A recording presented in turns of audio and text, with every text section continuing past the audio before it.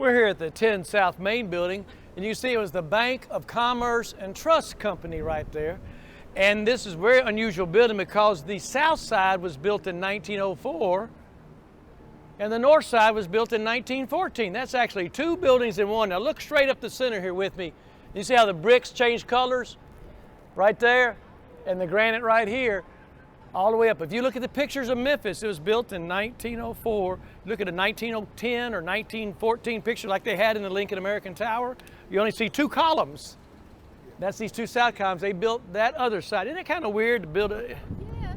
Yeah, and now it's all residential. I guess that's how it is. And it's also down here the former Union Planters Bank building was built in 1913 and 1923. Two buildings built 10 years apart. And the law school now was the Customs House built in 1885 and added on to it in the 1920s. So then 2 blocks here, you got 3 buildings that are 2 buildings each built more than 10 years apart. Isn't that weird? Now come right over here and look at this.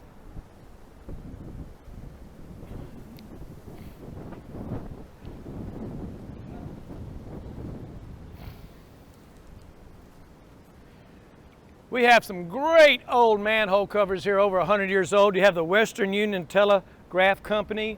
You have the Cumberland Telephone and Telegraph Company. That was the telephone exchange in the Peabody Hotel right here. And then 25 feet away over there, you got Memphis Telephone Company, MTC. Why would you have 3 telephone companies within 25 feet of each other? Well, guess what? 110 years ago, there was no national telephone network. Just like the utilities, everybody was competing with everybody before we got them all consolidated, you see? Okay, so if you had a telephone in Memphis and you were on Western and your friend was on Cumberland and another friend was on Memphis, you couldn't talk to them. If you want to talk to all your friends, you had to have 3 different phone lines to your house, 3 different phone sets, and 3 different numbers, and you couldn't talk to yourself in your own house. Think about that. And you couldn't take pictures with your phone either like we can now, or get on the internet. And that kind of shows you how much was advanced, particularly in the last 20 or some odd years. And another similar story right here to that, look at the trolley tracks. Those are trolley tracks. They're basically 5 feet apart, okay? But way back when railroad lines were first starting in Memphis or in the country, hang on just a second. Hang on just a second, please. They were, in the south, the railroad tracks were 4 feet 8 inches. Up north, they were 5 feet. In Canada, they were 6 feet apart. If you put something on a train in Canada, it had to change trains twice to get to Memphis. So in 1881, we put 6,000 people out on 900 miles of railroad track from Cairo down to New Orleans and moved the train track over 4 inches. And by 1889, we had 8 railroad depots in downtown Memphis. That's what got us. I wish I'd have thought of that. 4 inches. It took only a half a day to do that. Just like the upside down ketchup bottle, you know, don't you wish you'd have thought of that? I know. You know, stuff like that. And just think, there were, in the turn of the century, they were not so easy as we are now. We take things so for granted, you know. In the 1927, when Highway 70 came from San Diego to New York City, one of the first paved signed highways in America, they put a sign called 70 on it. And they said in 50 miles, we'll have another sign called 70. In 50 miles, there'll be another sign called 70, and trust us, in 2 days, you'll be in San Diego. Our grandparents had to learn how to drive that way on a paved highway across this country. We take that for granted right now, don't we? So think of those little things like that. Okay, cut, hello. All right, I'm Jimmy, that's Willie. We're being taped right now. What's happening, we got a grant from the Downtown Memphis Commission to tape these walking tours. And the last 2 weeks, it's been too overcast or spitting rain, and Willie would just melt if he came out here and did it. But we want to make sure we got sunshine to show off downtown the best we can, okay? So we're going to do them again June 13th, 14th, and 15th. We're going to do another set, and we're going to be doing filming at 11 o'clock and 1 o'clock those days. That's all going to be on my website soon, or just call me, okay? So this is the South Main Tour, and we started here right at Dr. Martin Luther King Jr. Avenue and South Main Street. If we look to our north, you see the Orpheum Theatre, where Broadway meets Bill, right? That's what we say. And think about the Orpheum Theatre right there. It opened in 1928, I believe. And it was one of 5 big movie houses in downtown Memphis of about 2,000 seats or more. You had the Lowe's State, the Lowe's Palace, the Strand, and the Warner, all through the middle of the century, opening as a vaudeville house, okay? We didn't have talkie movies yet. 1940, it was bought by Malco. You heard of Malco, right? Malco stands for M.A. Lightman Company. They came to Memphis like in 1916, And they have like about 180 screens in about 6 states right now. They're huge. And so you get through all the World War II era and up to the 60s, and all of a sudden you start getting these multiplexes, these cineplex, you know, 4 screens or 10 screens, and these big movie houses went away. The last movie to show here was in 1976, they say. The name of the movie was House of a Thousand Pleasures. So the marquee had kind of gone down a little bit, let's say. You know, I remember in 1969 when I was a senior in high school, I saw Butch Cassidy and the Sundance Kid there for the first time. So late 60s, it was still viable, let's say. 1976, Malco offered that building to the city of Memphis for $100,000. They turned it down because it'd be too much upkeep. A 2,000-seat old, you know, 70-year-old theater or whatever. And so finally a group got together led by William Matthews, Lucia Gilliland, Sybil Shepherd helped out, and they formed the Memphis Development Foundation, and they purchased it for $285,000 in 1976. It was saved. I think they got in there real quick because I think Jehovah's Witnesses wanted to buy it, and nobody wanted Jehovah's Witnesses downtown at that building right there. I think they went to Crosstown anyway, if you remember the Crosstown. And MLG&W was looking at it to tear it down to build that parking garage there instead. So it got built over here. So it got saved by 1984. There's 14 days of Broadway. They hired Pat Halloran, by the way. That was a good hire. And now there's over 100 days of Broadway, about another 100 shows. And a $14 million complex over here for youth education and programming, and a 280-seat small theater for other programs as well. A great entertainment center for this whole region. Memphis Light, Gas, and Water opened in 1970. The largest multi-purpose utility in the country under one roof, Memphis Light, Gas, and Water, okay? Looking down there, you got Gibson on the factory there, but it's gone now. FedEx Logistics Global Headquarters are going in there this year. Just like the old Peabody Place Mall, it became Service Master, 1,200 employees in Service Master. Now, I understand that what I've been told, there's going to be a whole lot of robots working, robots, whatever they are, robots, yeah. FedEx doesn't hire robots. They're going to be working in that factory there. It's under construction right now. Next Saturday, May 25th at 12 noon on the B.B. King side of the building and in FedEx Forum Plaza outside, we're going to have a dedication of our first Chinese historical marker in Memphis, recognizing the contribution of Chinese in Memphis, the Lung Kung Tin Yi Association. And I know everybody knows about that, so I'm not going to tell you about that, okay? Real quickly, and then on the back side of it is the Chinese Exclusion Act of 1882. So basically, when the Chinese built all the railroads in the country, here come the Irish and Italian in and run them out of the country, and we formed the Exclusion Act. Our immigration laws are kind of based on if you're born here, you can stay. If you leave, you can't come back. And so a lot of Chinese assimilated in Memphis and in the Delta. You go through the Delta, you see a lot of grocery stores, restaurants, laundries as they went to that. And this group helped teach them English and count money and have weddings and receptions and parties. They got people, just like the Jewish neighborhood house did up in the Pinch District at the turn of the century. And it's located there. And we're going to do another one later this year for the Chop Suey Cafe on Beale Street, which is the longest running business on Beale Street. And chop suey is an American dish. Did you know that? I didn't until we did the text. Chop suey is American dish. So we've had a great association with the Chinese, these two historical markers. That's May 25th, next Saturday. You can see FedEx Forum. I don't have to talk about FedEx Forum. It opened September 4, 2004. The Grizzlies, the Tigers are there. 3 graduations there this afternoon and tonight. 1 on Monday. A graduation at the Orpheum here, obviously, too, plus the barbecue. FedEx Forum, a great facility. The church tower down there is St. Patrick Church. And then you have Claiborne Temple. It was the 3rd version of Second Presbyterian Church that you know at Poplar and Goodlet. They moved out there in the 1950s. It became Claiborne Temple, an AME, black congregation up through the early 2000s, was empty for about 15 years. And about 2 years ago, some folks started getting interested in it because of the MLK 50th anniversary. Probably the worst example of a building being occupied when it shouldn't be in the history of the city of Memphis the last 2 years. Now, I say that kind of happily because the end product was right, and all the buildings I've been involved in, when I've been hit up by code enforcement and had to do all this stupid stuff by the health department, they got a total free pass, which was good. Excuse me. And yeah, and many good things. It's that dang cupcake he gave me. There you go. Thank you.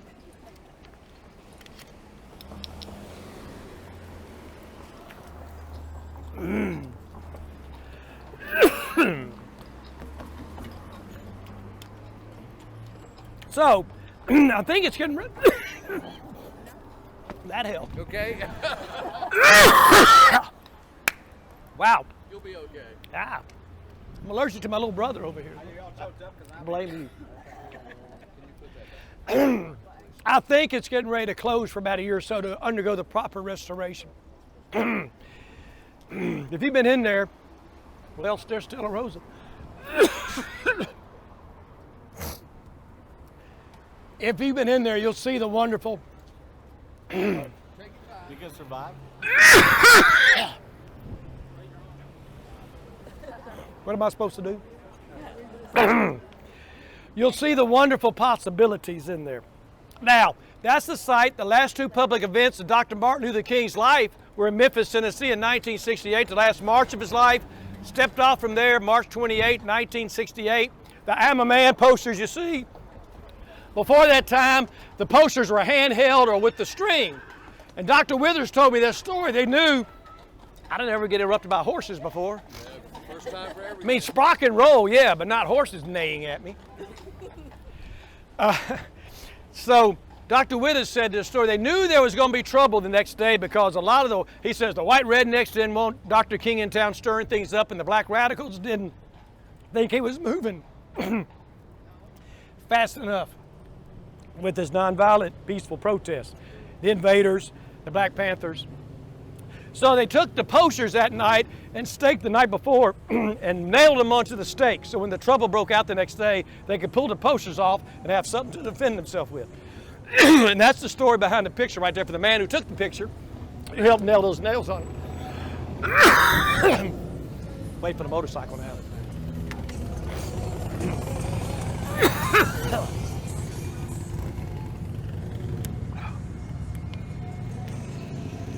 What was in that cupcake? Man, I must eat one of those doggy biscuits, right? You did. So, the march did get broken up that day. Dr. King came back a week later, and we'll tell that story when we get down to the National Civil Rights Museum. Just a great building. The I'm a Man Plaza opened up there last year as a part of the names of all the 1,100 black sanitation workers there. And Dr. Martin Luther King Reflection Park right here on the northwest corner of Dr. Martin Luther King and 3rd or 2nd is put there last year as well. Here's a statue of Bobby Boo Bland right here, put up a couple years ago. He was born in Rosemark, Tennessee. And on the north side of MLG&W is a statue of Elvis Presley. We'll tell that story on Beale Street, but all that adds up to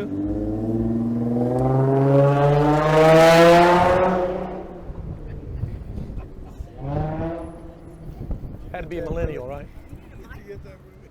No, he didn't. Yeah, shut up. No. Forever. But this building is the most photographed building in Memphis. Did you know that? It's the backdrop to the Elvis statue on Beale Street. You see that? That's that. And then look at the mural right here. It's a civil rights mural, symbolic right here at the top. You got Beale Street Baptist Church right there on the left side at the top. U.S. Colored Troops, Ida B. Wells, Robert Church, King's Palace Cafe, Memphis 13, some of the first graders on October 3rd, 1961 at desegregated public schools there. That's a nice mural right there. Here is the Adler building. It just changed the name to the W, and I forget what the W stands for. But in this area of South Main, there's about 15 of these small 2- and 3-story hotels back during the middle of all the 20th century, and particularly after World War II, there were 94 passenger trains a day coming into the 2 train stations in downtown Memphis, across that bridge right there, east-west, fanning out, going to New Orleans, going to Chicago, you see. So this was all built up along the railroad economy, and we'll get down there. It looks like Swanky's is coming into this building right here, huh? Now, the Chiska opened in 1913, and probably it was named for a Native American Indian town and a chief, as I understand it, Chiska. And probably the most famous story is right above the Swanky's portico right there, the windows right above it. That's where WHBQ was from 1949 to 1958. Dewey Phillips was playing music by white artists and music by black artists in the same hour on the same radio station in the South. It was unheard of at the time, but it was the music the kids loved and the parents hated. And that's always generational, isn't it? I know my mother didn't like the Beatles. Probably because of long hair, hair over your ears. But there was a British invasion in the 60s, and gosh, I've been at 20 schools the last 2 weeks. I've talked to 6,000 kids on behalf of Memphis and May the last 2 weeks. And we have a guy going with me singing. I don't do the singing, but we do Take Me to the River and Proud Mary, rolling on the river with the kids and everything. And we always go up and ask, can we do Uptown Funk? And like Donaldson Elementary or Grahamwood, oh yeah, we exercise to that. We just want to make sure we're not, just no one get to come. And man, they like Uptown Funk. The last #1 song out of Memphis was out of Royal Studios 2 years ago, Uptown Funk. Anyway, so our music is one of those stories we told that changed the world. But Dewey, doing what he did, Sam Phillips brought an Elvis record down on July the 8th, 1954, and Dewey played it over 15 times that night. It was That's All Right Mama. Hello from Sun Studio, or from Memphis Recording Service, let's say. Who would have thought that would have been the record? The very first Elvis record played came out of that mezzanine floor right there. At that time, Elvis went on to record 9 more songs at Sun before he signed a contract with RCA in 1955. Dewey was a fast-talking DJ. We've had some great DJs in Memphis, from B.B. King, Rufus Thomas, Dewey Phillips, Wink Martindale, George Klein, Bad Dog McCormick. I know you probably have some favorites now. Ron Olson, Steve Conley, people like that. We've had Bobby O.J., people like that. Great DJs in Memphis. But Dewey was a very fast-talking DJ, and he would drink a lot, and he'd be coming, this is Daddy-O Dewey Phillips from Red Hot and Blue, coming from the mezzanine level of Hotel Chiska. And by the middle of the show, he was coming from the magazine level. By the end of the show, he was coming from the mayonnaise level. He died at a young age, but he was a hit maker for a lot of young singers at the time. He really helped them. And Memphis is the only city in America to have 2 Tony Award-winning musicals about its music history. One about Dewey's life, Memphis the musical, and the other, the $1 Million Quartet. Jerry Lewis, Johnny Cash, Carl Perkins, Elvis Presley. And it's the only city in the world to have its name in song titles or song lyrics more than 1,000 times. More than New York, Los Angeles, Nashville. More people singing right about Memphis. It's that work songs, the field hollers, the spirituals that became the blues, the country, and gospel that came up that highway 61 over here into Beale Street in the 1950s. It matched with the white and black kids down there, become rock and roll at Sun, soul music at Stax and High and Royal, and then later on funk. So music had changed the world. It's the biggest thing we have, I think, to contribute to the world is our music, probably some of our medicine, or self-service grocery stores, or overnight hotel, or FedEx or whatever. So that kind of gets this corner. We're going to walk down about a block and start all over again, okay? So let's walk fast. Well, another little story in Hotel Chiska. It sort of had its demise in the 1970s. I mentioned this on the last tour, that when we changed the way the world traveled, a lot of the downtown hotels lost their business to the interstate, or not the interstate, the U.S. highways. When Holiday Inn opened, that all flipped over in the 90s to the interstate highways, you see. So at that time, the Chiska, the Peabody, the Claridge, the Steric building started building parking garages after World War II because we had so many automobiles after World War II. So this was a partial parking garage and a motor court built in 1961. This is a part of the Hotel Chiska renovation. 1975, this building was sold or given to the Church of God in Christ for $10, okay, by the Todd family. Thomas Todd lived over at Ansdale at Central, Lamar, whatever, Bellevue, all in there. And when I went to the estate sale about 8 years ago, when I go to estate sales, I leave my wallet in the car. Just first impulse, you're gonna buy something, just know. And I was in there, and there was a plaque about this big. It's like a plaque, like if you won the spelling bee or something. But it's from J.O. Patterson to the Todd family in appreciation for the gift of the Hotel Chiska. That day I was having this tour on the street here. Come on through. And no, you're doing fine. $5 cover charge to get through here. And so I didn't buy it, but I came on the tour, and a friend of mine, John, had bought it for $15. And he gave me the plaque. If you see a picture of me on the cover of Time magazine, there's a mock cover with me holding that plaque. That's the plaque. That plaque is worth more than this building was, is what we're saying. $15 plaque. Well, it was $30 million spent on it about 5 years ago, and I think it's 100% occupied now. I know they just had the first restaurant change here, but I believe like Catherine and Mary's is in there, and they're an excellent restaurant right there. Swanky's is brand new in here. They had Life Kitchen, whatever it was there for a while, that the Carlisle family had built or started that brand. So Hotel Chisholm, it's great to have this building because about 30 years it was closed and boarded up. This is worse than the horses right here because they're going to think we have to wave at them, you know, as they go, whoo! So time out, let this go by.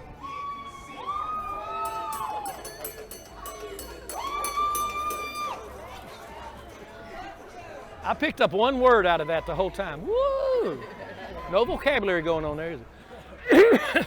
It's rock and roll. Welcome to Downtown Memphis. I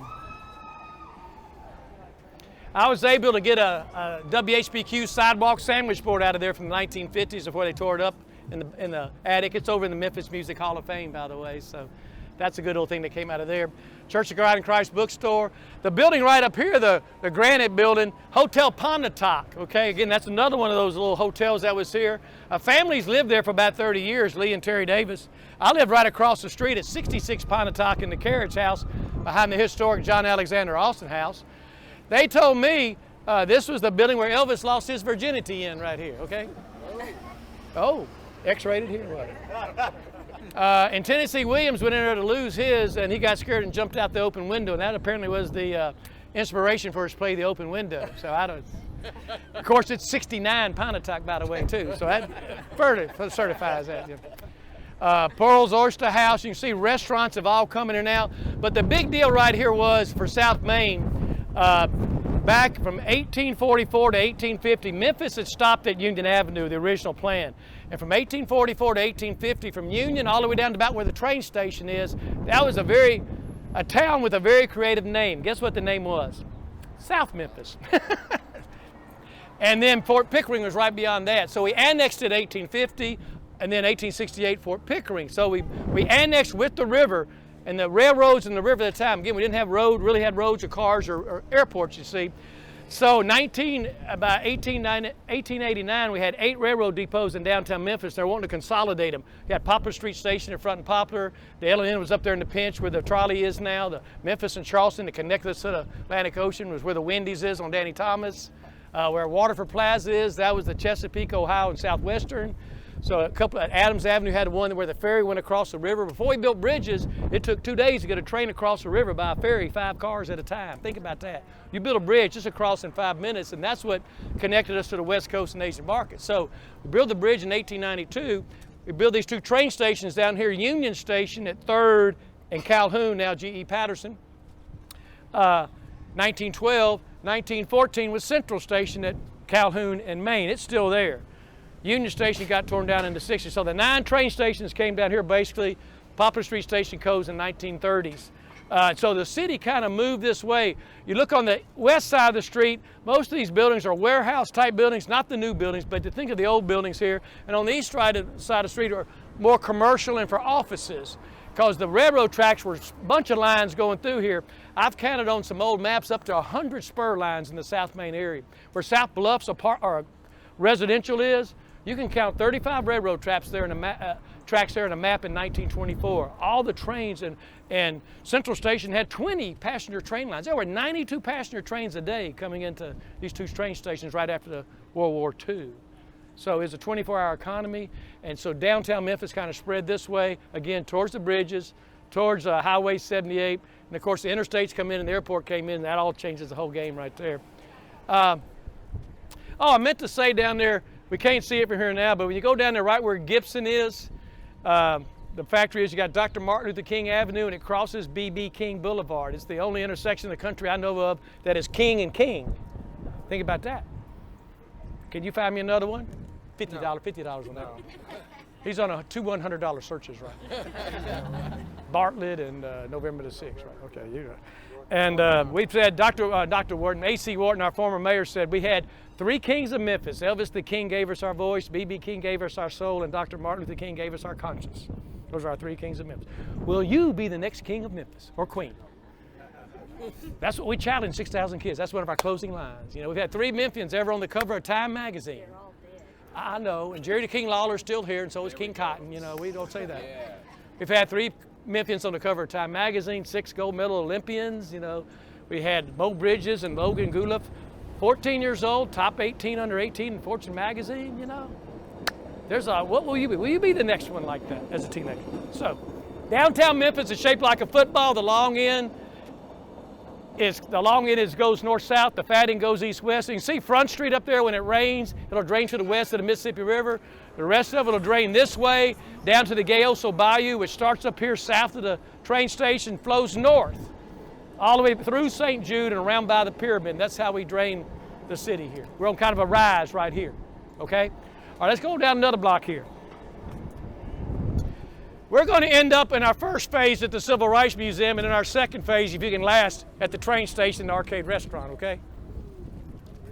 Hey, we're going to find some manhole covers here in a minute, but since we're here, and I don't remember the name of this mural, but look right over here. You're going to find on some of these walls in downtown Memphis some murals like this. In fact, if you go to the Downtown Memphis Commission website, like the big mural you had up there, the Civil Rights mural, there's a bunch of murals and artwork all through downtown now. You can kind of thank the Urban Art Commission for that. Apparently there's like a 1% set aside on a lot of the public projects to where we can have urban art, whether it's the roof flung like liquid over Plaza down at the convention center, kind of goofy there at Front and Papa, you know, or the quilts around at City Hall, where they have all those old city signs they cut up to look like quilt pieces, and they're welded on, and that covers up the air conditioning unit at City Hall. You know, I think it's a pretty creative thing to do. Or some statues and stuff. So there's a lot of good things going on with art in downtown Memphis, I think. Over here's the Green Beetle. It doesn't say so on there anywhere, but it's one of the older, continuously run restaurants or bars in downtown Memphis, locations, let's say, have had quite a few different management changes.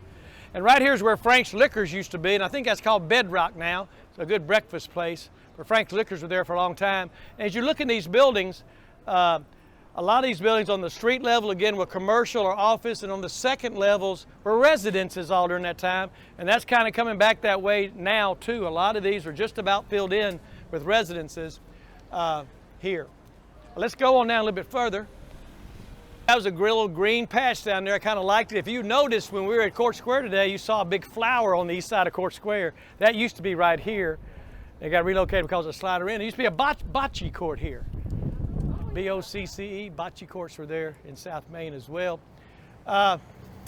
Smith, discount prices, they sold a lot of restaurant and dry good things, products there. Again, you can kind of see the three arches in the windows too. That's kind of the symbol of a lot of these buildings around here are the three arches. I think that's the South Main symbol, by the way. You know, Memphis is number 6 on the National Register of Historic Places for listings in the country, behind Washington, Philadelphia, Baltimore, Boston, and New Orleans. We got over 11,000 properties listed, 31 neighborhoods, and this is one of the neighborhoods. The South Main Historic District is one of those neighborhoods, and basically it's everything that touches South Main Street here. There's a whole lot of development going on. Look at here, Stella Rosa again. That's kind of cool. Back in the 1986, I moved in over here to Paperworks at Front and Hewling. And I was the first guy in there. We didn't have a second, third, or fourth floor yet. We had a first floor and a fifth floor, no elevator yet, had plastic. Henry Turley just needed somebody to get in there before the end of the calendar year for some type of occupancy, okay, tax break. And literally next door to me was a place called Self's Cricket Ranch. And they were incubating 30 million crickets a year for zoos and bait shops around the country. Right down here on Front and Hewling. It was literally me and the crickets down here, okay? I said that because there was the Civil Rights was still museum was still 5 years away. Arcade was open. Ernestine and Hazel's was kind of open. Right across there was a place called Wolf's Corner. Pool table. Remember? Oh, really? Yeah. You probably sang there, didn't you? You probably played pool there, didn't you? Train station was on its demise. You know, the railroad traffic was going away. You know, the neat thing about the arcade, or just an unusual thing, let's say, it was, again, opened like in 1919, and the Zabatos family still owns, or is back into ownership now. It's like that and the Little Tea Shop are the two oldest continuously run restaurants in Memphis, apparently.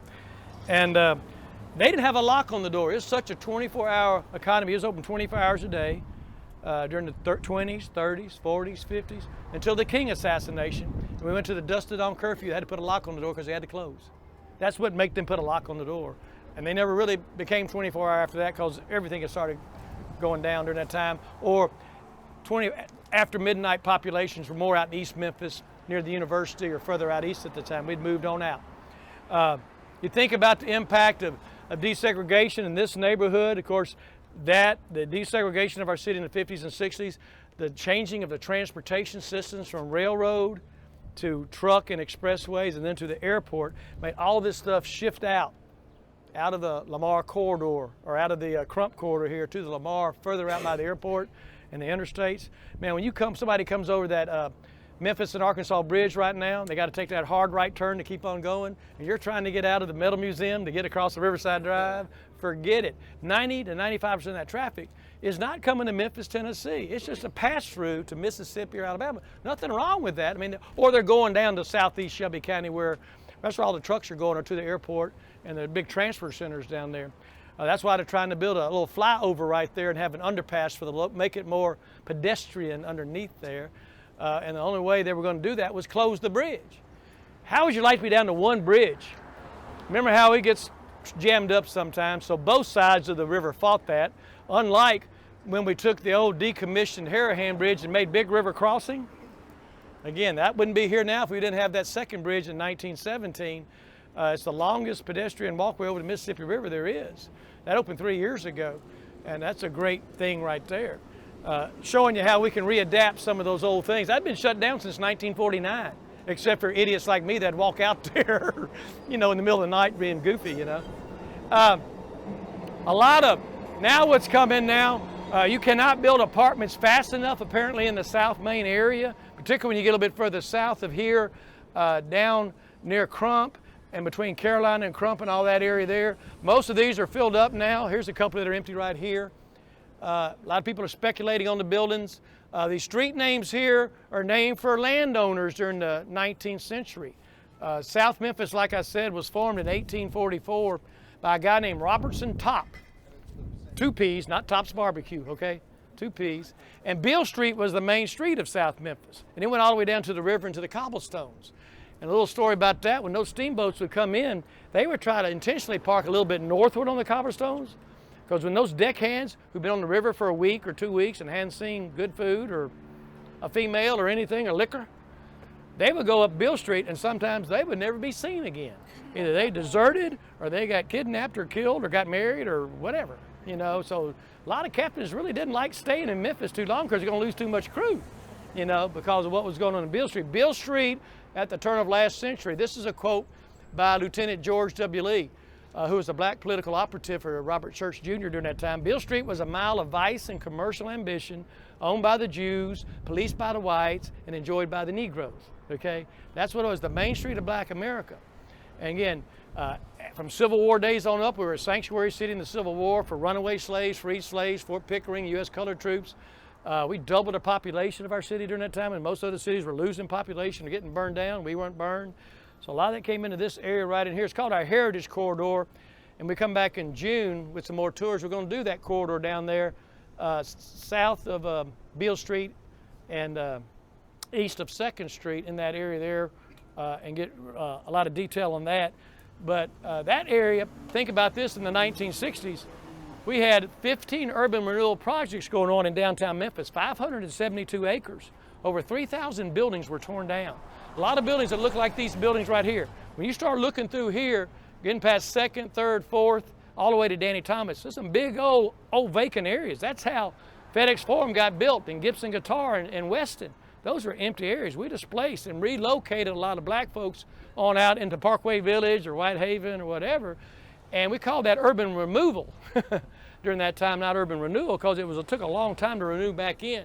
When I moved down in the 80s, Deacon Alley was still over here with the alcohol division, the beer from Anheuser-Busch, Deacon Alley Food Services. There were still some distributors in this area, but it was drying up and going away. And it took about 25 years for this to catch on.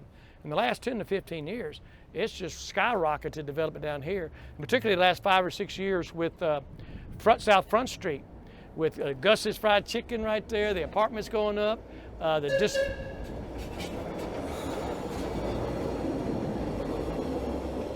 distillery. Beale Street, after it closed from 1977 to 1983, Beale Street was closed, fenced off. Not a single business was open but A. Schwab, and you had to enter from the back. for 6 years. Peabody was closed for 6 years, bought on the courthouse steps for $540,000. By 1979, there's more people living in jail in downtown Memphis than living residentially. Think about it. 500 live downtown. There's 1,000 in jail. And let's see. And even the political leaders of Memphis said, we got to build a bigger jail. We're busting out the seams at the jail. And the Belches and the Turleys and those developers said, no, we got to bring this city back. You know, we built the only building you know by its number. 201, right? Rather than its real name, 201. In 1981, the same year the Peabody Hotel opened. And the Peabody Hotel was the catalyst event. 82 Mud Island, 83 Beale Street partially, okay. In the 3rd Street area, 84 the Orpheum Theatre, 85 we finally built a convention center hotel. The joke was in 81 with the commercial appeal, they said, now look, you have a convention center for 10 years, you don't have a convention center hotel. And now the city is funding a 12-story building with 1,300 rooms, bars in every room, people killing to get in there. They called it the Glamour Slammer. You remember that? The whole Glamour Slammer story, you know. That's where we were. But things have happened gradually. Now there's 27,000 people living in the downtown area now, over 110 restaurants. Think about that, 20 fabulous museums. When you think of the National Civil Rights Museum, Sun Studio, we count Stax into that, Center for Southern Folklore, the Cotton Museum, the Memphis Rock and Soul Museum, Mississippi River Museum, 2 Halls of Fame, Blues and Memphis Music, Victorian Village, you know, just on and on and on. We get 11 million tourists a year now in Memphis. It's our 3rd leading employer in Memphis is tourism and hospitality, behind hospitals and healthcare, and then transportation distribution. About a $3.5 billion annual economic impact. And a lot of folks love coming down to this South Main area. On the last Friday night of each month, there's a free trolley ride, or when the trolleys are up, you know, down here, and sidewalk sales and street musicians. It's a fun time to come down here. What else about this area here? Oh, and now, by the way, Beale Street is now the largest revenue grossing tourist attraction in the state of Tennessee. How about that? It means we sell a lot of liquor on Beale Street. And now we put a distillery in over here, which apparently is doing really good. Old Dominic, you need to go over there and see that. Let's go this way. In the shade. Thank you, Jimmy, for coming on this side of the street, going in the shade.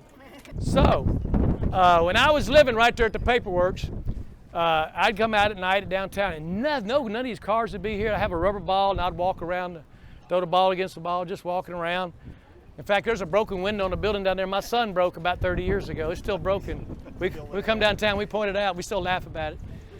But I started noticing the manhole covers, you see, and that's what got me involved in downtown real thick then, was I started taking comparative pictures.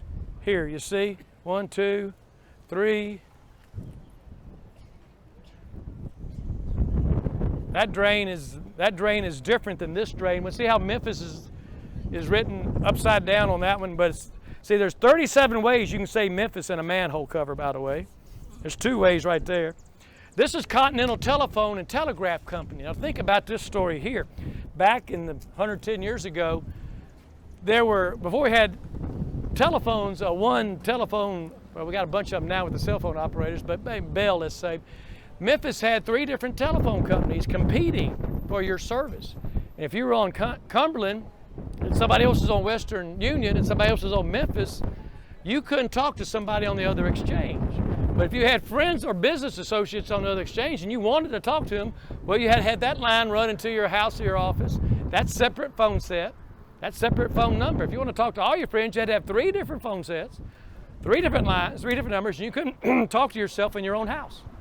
Like I say, you couldn't take pictures with your phone either, could you?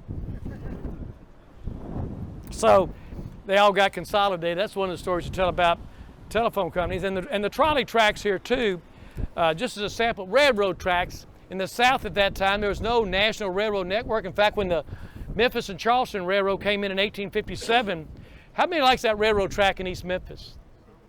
Somebody's got to have some sense. Gary Yoakum, come on. Gary Yoakum, Southwestern. You've heard this story long enough, you need to raise your hand, you know, come on. But it was the first railroad to connect the Atlantic Ocean with the Mississippi River in the history of our country. Wow, yeah. It was about 800 miles long when most railroads are about 100 miles long. Think about that. You're riding a horse and buggy 10 miles an hour. Now you're getting on a train going about 50 miles an hour, like in the cabin in the woods, 50 miles an hour coming across this country. That was a huge game changer for this city. That's what saved us in the Civil War. That railroad coming in here to made up with these cobblestones, this hard surface right here. And the Union wanted to get this as a supply town for troop and supply movements. That's why there was one naval battle and no land battles. Nothing got burned. That saved Memphis during the Civil War. That railroad track y'all don't like in East Memphis. Okay? Now that there are 2 battles along it out there in Collierville. There's some markers out there about that, but not in downtown Memphis. So railroad tracks at that time in the South were 4 feet 8 inches apart. Up north they were 5 feet apart. In Canada they were 6 feet apart. If you put something on a train in Canada, it had to change trains twice to get down to Memphis.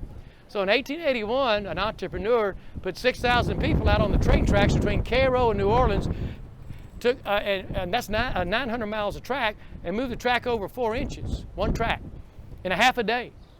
And by 1889, there were 8 railroad depots in downtown Memphis. Boom, that's what surged our railroad economy. So we had to consolidate and build these railroad stations down here, and tons of railroad tracks through here. You can see the warehouses all up in here. A great museum right over here, Robinson Gallery. See it on the right side there. Jack Robinson. He grew up in the Delta. You know the story, Willie? He grew up in the Delta. He was a gay man that grew up in the Delta, went to New Orleans, became a photographer, and went up to New York and was a behind-the-scenes photographer for Vogue and Elle magazine. Photographed all the stars like Dylan and McCartney and Cher. Just a ton of photographs. Got into drugs, got into alcohol, kind of quit all that. Came down into Memphis in the 1980s, started working for Rainbow Studios. Dan Oppenheimer, Rainbow Studios, who was a big proponent of the trolley at that time. They moved around over here. Well, when Jack died, Jack is the one that actually did the stained glass for the chapel at St. Jude Children's Research Hospital. You see in there, and the Alsac Pavilion. When Jack died, he had made Dan his executor of his estate, so to speak.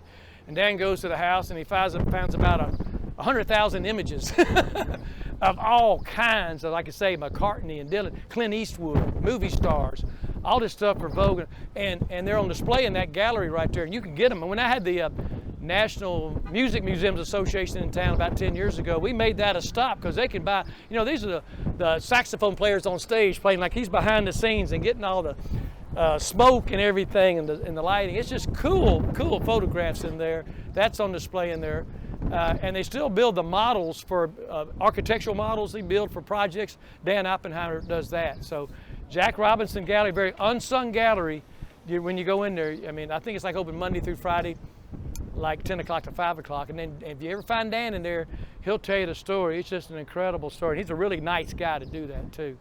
Right here, the 409 building has become a food mall, and a third floor, or the second floor, I guess it is, maybe the third floor. It's a catering hall up there. That's where I got my brass key to downtown. But a lot of different little food courts in there, 409.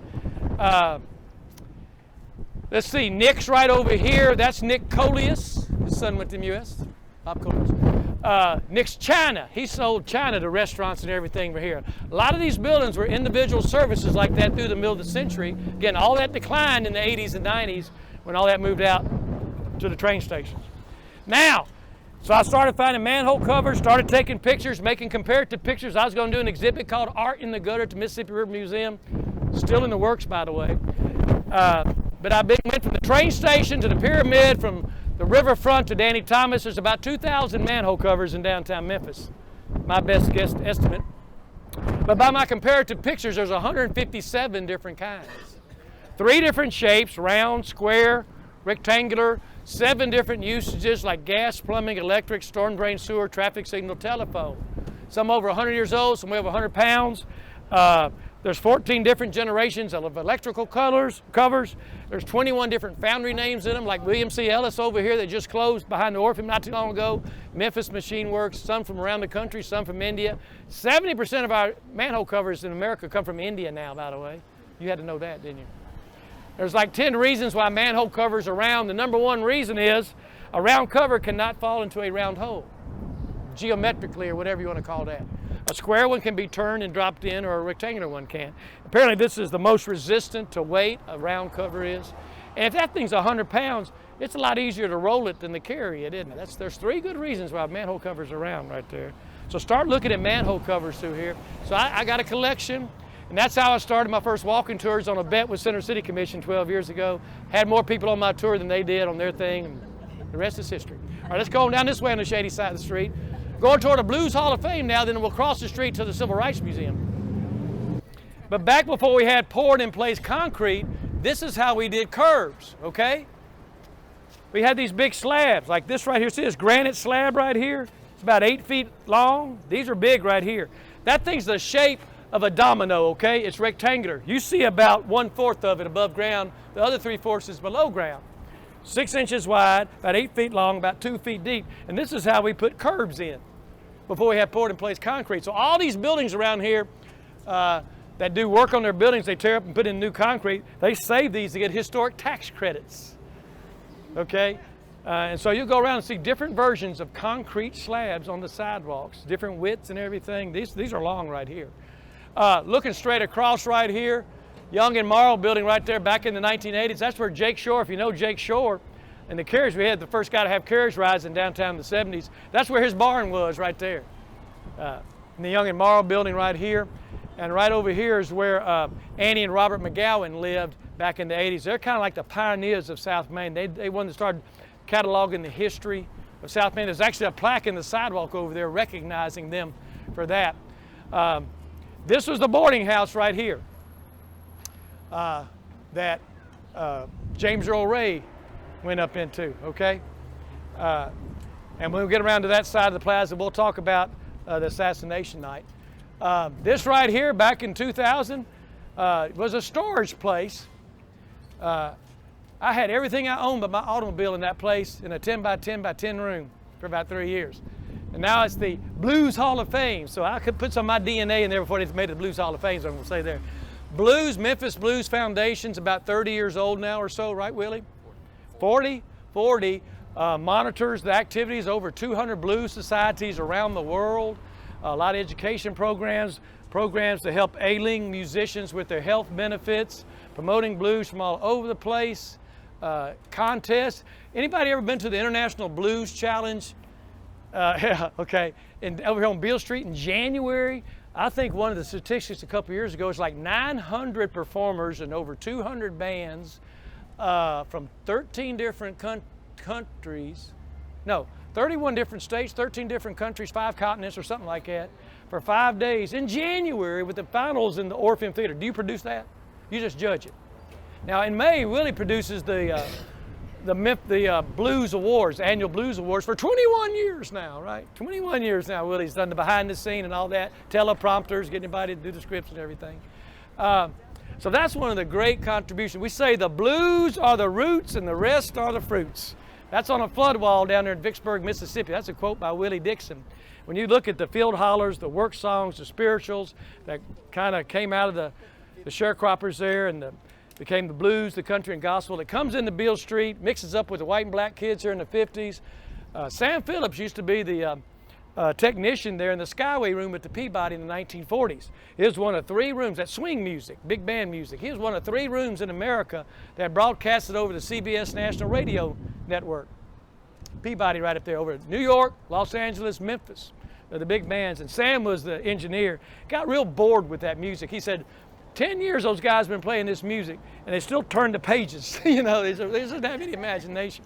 Of course, we didn't have TV till 1948. So Sam would go down to Beale Street and he was caught up in that raw, gutsy sound of Beale Street. And in 1950, opened Memphis Recording at 706 Union Avenue and was recording all those artists. And like Elvis would come down on Beale Street and Carl Perkins and Jerry Lee and of course Rufus Thomas and B.B. King and David Porter, all the great musicians. Lansky Brothers was there. In 1946, they opened up Lansky Brothers selling Army surplus merchandise. And Mr. Lansky saw all the black and white kids coming in digging the music, so he went to the East Coast and West Coast and got some bright clothing and started giving credit clothing. And that's how that all worked out. He became the clothier to the king. You know, so all the record pressing plants, the jukebox owners, the record distributors, Boss Ugly Bob's, Hamel the Blues record shop, Poplar Tunes supported these kids.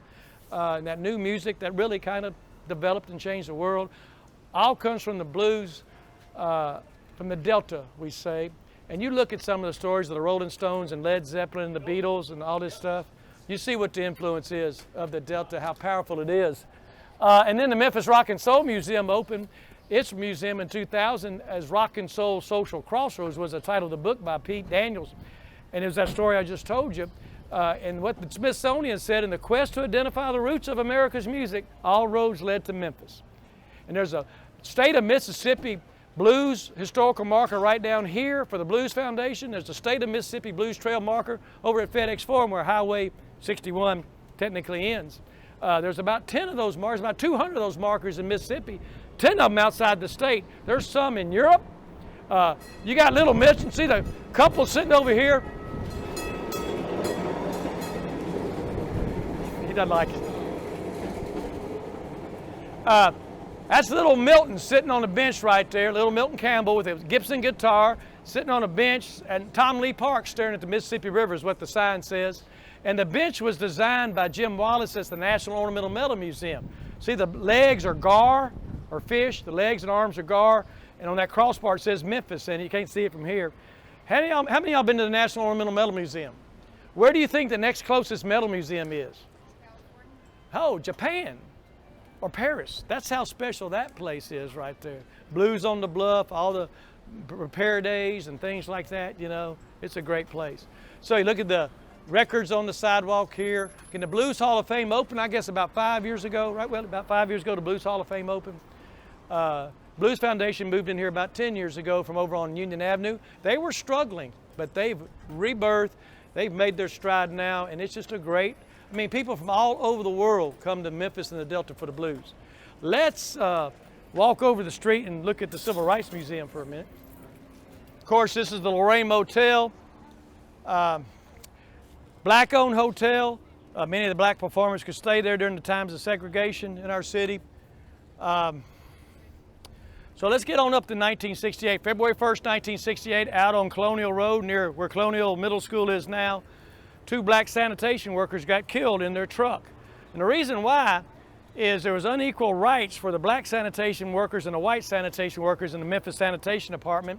And if it's bad weather or something, basically the black workers get called in, they'd be told to punch out and go home, whereas the white workers could stay on the job and maybe do some bit work there in the warehouse or the factory or whatever.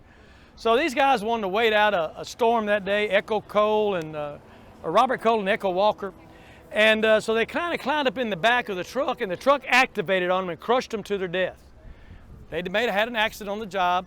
The benefits weren't good enough for them or their funerals of the family, so the other 1,100 black sanitation workers went on strike. They'd had enough. And it went on for a couple of months. Garbage started piling up. The mayor, Henry Loeb, said it's a state law, you can't strike, but the garbage was piling up. I was in the 10th grade, I remember this at the time. And so back in March of that year, Dr. Martin Luther King Jr. was brought to town. Now he had come to the forefront in the civil rights movement.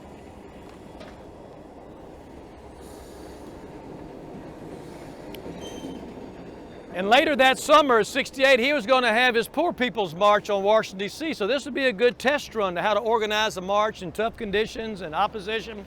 He came to Memphis on March 28th. Now think about this. Rude.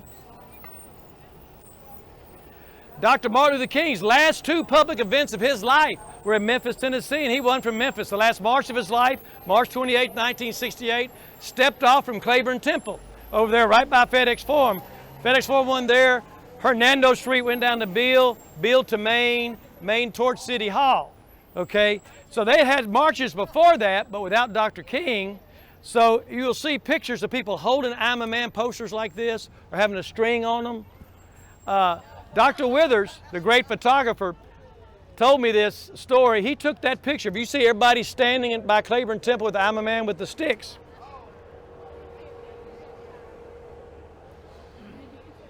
You hear that or not?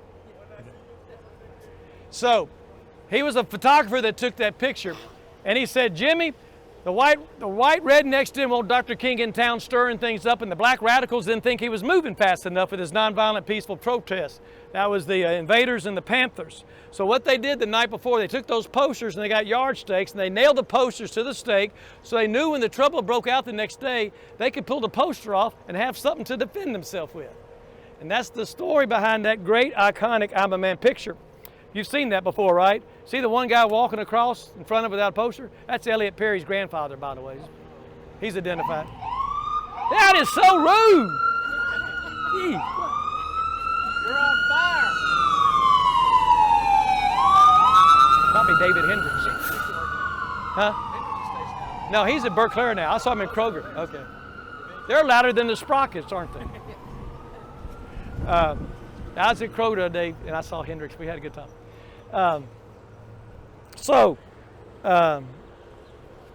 They marched off, they stepped off, and then, of course, the march got broken up on Beale Street, windows got busted, National Guard got called in, we had a dusted-on curfew for about a week. Dr. King came back April the 3rd. The march got broken up about at Main and Gayoso, okay, about where Goldsmiths was, right in that area there, so he didn't get to complete it. And he came back April 3rd, staying right here at this room 306, and there was a court order you couldn't march. So he went down to Mason Temple that night and gave the last speech of his life, I've been to the mountaintop, okay? Then the next afternoon, April 4th, Mike Cody and Lucius Birch and Andrew Young had gone to the federal courthouse. The court order got lifted April 4th. They came down. Samuel Kiles told me this story. They're waiting on Jesse Jackson. Jesse Jackson's always late, okay? And oh, and by the way, Mike Cody dropped off Andrew Young, and by the time Mike Cody got home, he found out on the radio Dr. King had been killed, okay? That's how close it came. So now they're waiting on Jesse Jackson. Jesse shows up without a coat and tie. So Dr. King kind of gets on the move. They're in a good mood. He gets on him. Jesse, you ain't dressed right to go to Dr. Kyle's mother's house tonight for dinner. And Jesse looks at Martin and goes, my dress code don't dictate my appetite, my stomach does. Martin rolls his eyes, comes out the door, and looks down about on where the cars are parked down there. And there's Ben Branch, who's a saxophone player, who always played at King's speeches. He played Precious Lord. So he goes, play Precious Lord for me, play it real pretty. That's when the shot rings out right there. King falls back. Dr. Kyle catches him, lays him down, runs into the room, operator-assisted telephone. The operator had heard the shot. She came out. She had a stroke, died like 2 or 3 days later. Of course, King was already dead. They transported him to St. Joseph Hospital, which is where St. Jude campus is now is pronounced there. Brought him back to R.S. Lewis and Sons Funeral Home with 374 Vance right over here. We did a historical marker for them. They prepared his body for viewing that night for viewing one day in Memphis before it went to Atlanta. Now, Miss King comes back and finishes the march a couple days later, all the way to City Hall. The strike gets settled about 2 weeks later, you know, and I guess they went on with the Poor People's March without Dr. King that summer. That was a real tough summer, '68 in our country, right there. Now, the Civil Rights Museum is unopened until 23 years later. This building was purchased in 1982 on the courthouse steps for $144,000 by the Army Bailey. He told me Jack Belch gave him his last $4,000 to get that purchase, you know. Same courthouse steps the Peabody Hotel was bought on in 1975 for $540,000. And just a year later, the Peabody was saved for $285,000. Think about that. The Peabody Hotel, the Orpheum Theatre, and the Lorraine Motel, they were all saved for less than $1 million in a 7-year period of time. And those are the 3 cultural icons in our downtown right now. Don't you think of our tourism product right through here? Where would we be? I mean, Prince Mongo was the one that they outbid for the Peabody Hotel. They've been playing at Zambodia. And he's still around. He lives right down here. Spirit Prince. So, in 1991, when the Civil Rights Museum opened, the 2 most asked questions were, where were the shots fired from? And what has happened in 23 years? That's a long gap of time. So in 2002, they closed Mulberry Street, built a tunnel underneath to the lower level here. You go up to the 2nd floor, and you have all the evidence from the state's case. The rifle and everything but the Mustang, let's say, is in there on display. And they talk about the conspiracy and the assassination. 2nd floor talks about things that happened in Memphis since then. The 1st floor has the Freedom Awards they have every year, like for Nelson Mandela or Bill Clinton or Magic Johnson, whoever, are on display there. And then you exit through a moderately priced, well-stocked gift shop, okay? As every good museum does, it makes you have that impulse buy. It has grown and grown and grown to be just, I mean, this is our new public plaza right here, not Civic Center Plaza. If there are protests around the country, this is where Memphians will come to assemble, whether it's Ferguson, Missouri, or gay rights, or whatever is going on, abortion, whatever. this is where things will assemble up and causes to be heard. The mood of the leadership of the Civil Rights Museum has changed a little bit over the last 5 years, thinking more about the future than rather chronicling the past. It does that already real good with all the displays in there. In fact, in '98, they invited the neighborhood down to talk about, we're going to expand the museum, and didn't want anybody to be freaked out about it. There's like 20 of us up in the neighborhood. So they had a wine and cheese thing in the conference room, and they took us on a tour. And every docent at every stop was a person like Benjamin Hooks or Maxine Smith, or right there at room 307, 306 was Samuel Billy Cowles. That's where I heard that story from verbatim. Then they took it, I mean, you're fired up. You know, you hear the people that were there at the Washington Monument and the I Have a Dream speech and all that stuff. And now you take it back into this room, they lock the door and they give you more wine and cheese and a pledge card and a pledge pen, you know. No, they did, but they didn't. But it turned out really well, and this one, I mean, you look at the MLK 50 program that was here last year that people from all over the world didn't come to celebrate, they came to commemorate and try to make a change. I know social change is a big term now and stuff like that, but it's important. And you talk about this and Graceland and Sun and Stax, and look at the river. Our heritage tourism here is about second to none of any city in America, I think. And I've worked in just about all those places too, you know. Sometimes, like I don't know what they're doing this weekend, but they'll have a band down here. This is kind of an amphitheater. Just think, in 2002, this field right here came all the way across. Jake used to have carriages in here. You couldn't see the Civil Rights Museum balconies from Main Street. You wouldn't even know it was there, going up and down Main Street. And they sculpted this out so you have connection to Main Street. And that was a big help.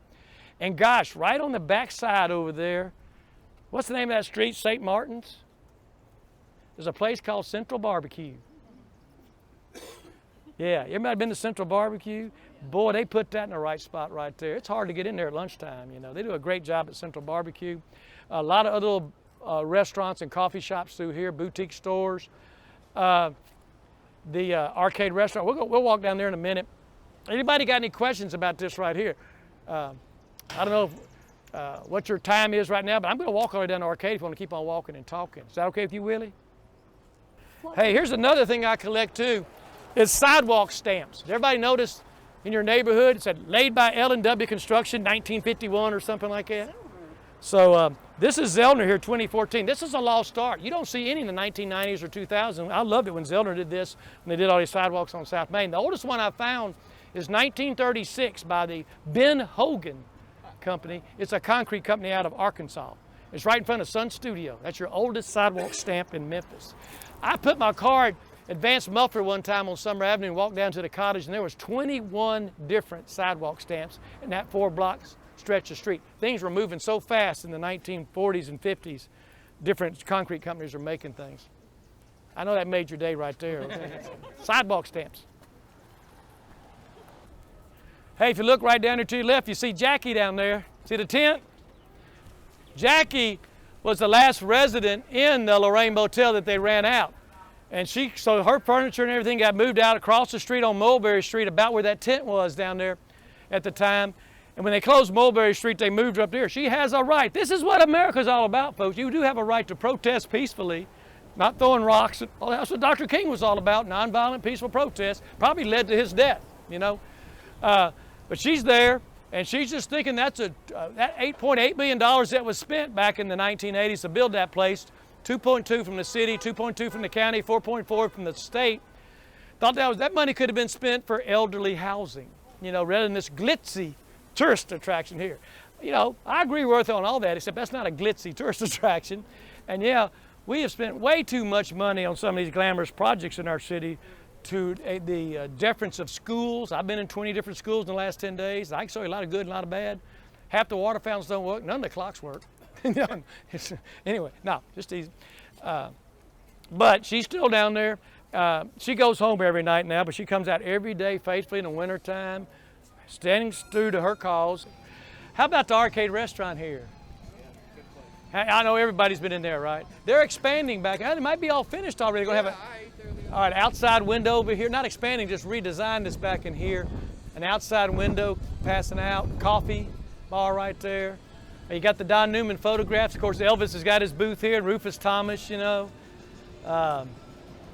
In a lot of the movies, the good thing about South Main A lot of movies love coming here, like Great Balls of Fire, Jerry Lee Lewis's story, Walk the Line, the Johnny Cash story, The People versus Larry Flynt. When you're looking for a setting in the 50s and 60s, all you got to do right here is take these modern cars off the street, call Jimmy Hazlip, tell him to bring his 13 antique 1950s cars, or get the Antique Car Club to put the antique cars on here from the 40s and 50s and 60s, and you don't have to change anything else.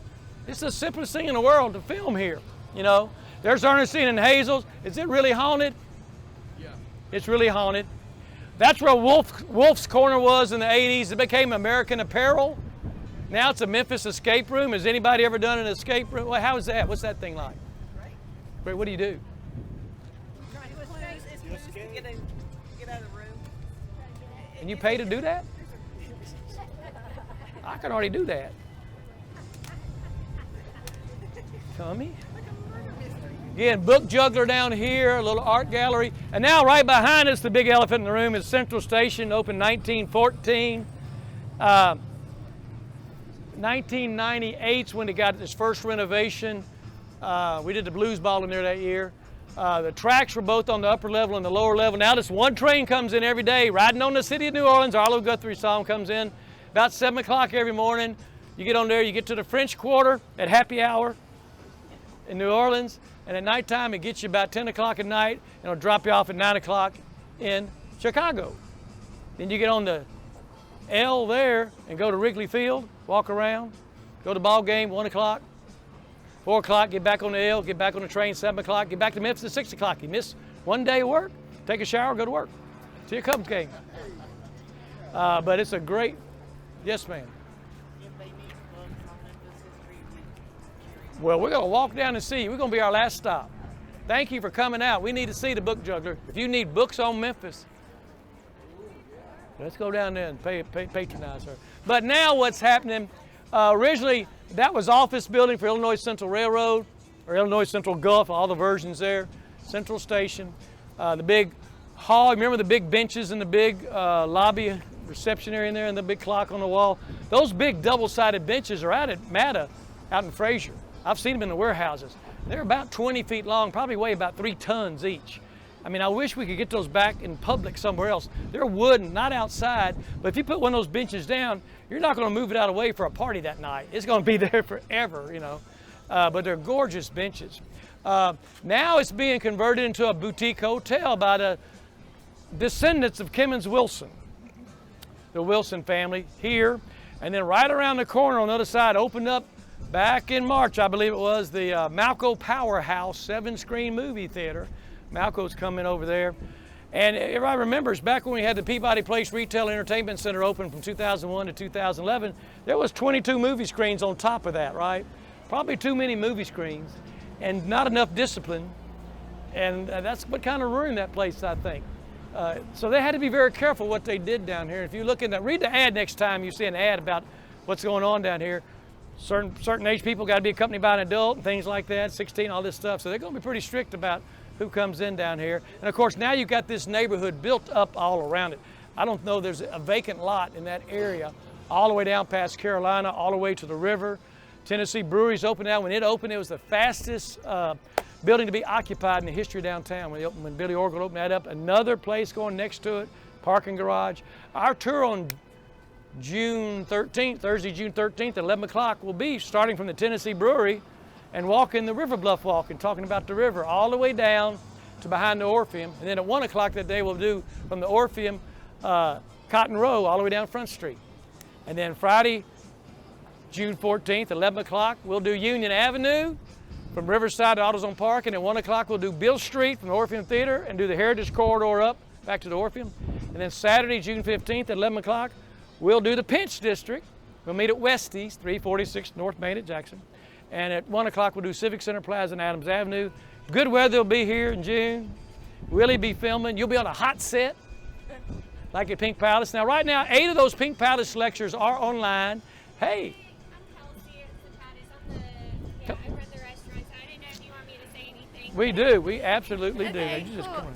Yeah, so, Kelsey, she married into the Sabatas family. Your husband, it's the 4th generation. 4th generation, Zepatos. Okay, Harry Sabatas. In fact, They were the ones that saved this marker for us right here back in June of last year. A white truck back into that about 10 o'clock at night. How do we know that? Their security cameras on the door saw that white truck back into it. It cracked off flat at the collar. You can't even tell it's been cracked off. My little paint job there, right? Yeah, you did a great job. Okay. He helped us Yeah. a lot with that. And they drove off. You know, we couldn't get the driver's license numbers. That's how we knew it happened. So they brought it inside, saved it, and Metal Museum welded it back together. I painted over the welding, and it was there 2 weeks later because the Memphis Film Commission had a big party down here recognizing something. I didn't come to it. I'm just glad to get modern movie making Memphis back up. Now, she's 4th generation here now, and obviously loves her job because she wants to talk about it. Talk. Yeah, so we're celebrating 100 years this year. We've been around since 1919 in this location. The building itself was built in 1925, and then we had a fire in the early 50s, so we renovated this front room in 1954. So everything you see in this front room is exactly how it was in the 50s. And Elvis was a regular. Him and his girlfriend went shopping in this area. Look at the tabletop, just like our counter on White Oak. And so is Brian's barbecue. Brian's breakfast. Sitting at one table. He liked being by the back door. So he would slip out that back door if there were girls crowding around him and trying to talk to him. We have a lot of movies, like you said, that come in. Just because it is that retro feel that you don't really see a lot anymore. It's not very common to, have people be around this long. So most recently we expanded the restaurant about 2 weeks ago because our business is just getting bigger and bigger. Memphis is growing. So if you go into our back room, it's totally renovated, but all the floors are the same from 1925. All these windows that you see are original from the 20s. So we really tried to keep the character of what was original, and we also have these really cool photos of what Memphis looked like back in the 40s. Don Newman photos. Yeah, Don Newman.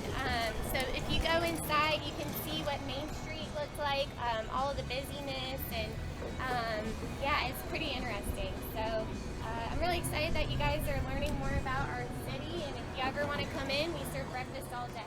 And she agreed to give free pancakes to everybody right now. Yeah. Thank you, Stephanie. Yeah. Tell everybody I said hi. Yes, I ma'am. will. Open 7 days a week, 7 o'clock in the morning till Every day, 7 a.m. till. Tonight, 10 p.m., but Sunday through Wednesday, 3 p.m. But yeah, Thursday, Friday, Saturday, we do dinner service. Okay. till 10. Yeah. Okay. Yeah, Thank you. There you go. Great place to bring out of town folks. It's really retro and very nice people in there. And ample servings for sure. Ample servings for sure. We mentioned the photos back here.